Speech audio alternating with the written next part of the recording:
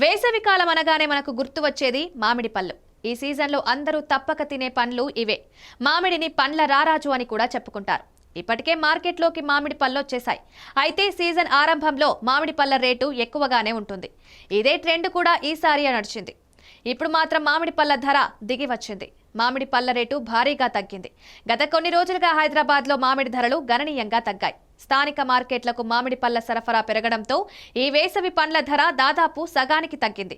కొన్ని రోజుల కిందట హైదరాబాద్ వాసులు ప్రీమియం మామిడి రకాలకు కిలో 350 నుంచి 400 రూపాయల మధ్య చెల్లించాల్సి వచ్చింది.